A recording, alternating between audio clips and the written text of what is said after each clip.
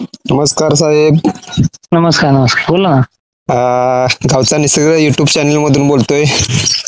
हा बोला. कोल्हापूरमधील कोल्हापूर, सांगली, सातारा येथील हवामान अंदाज जरा सांगू शकाल का?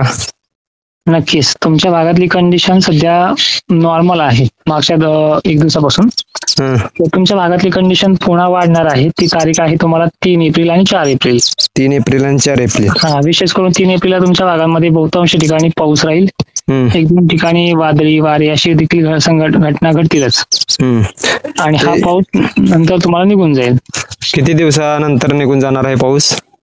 आता बघा, सुरुवातीपासून 1-1 तारखेनुसार आपण अंदाज घेतला तर तुम्हाला सगळं स्पष्ट समजून जाईल.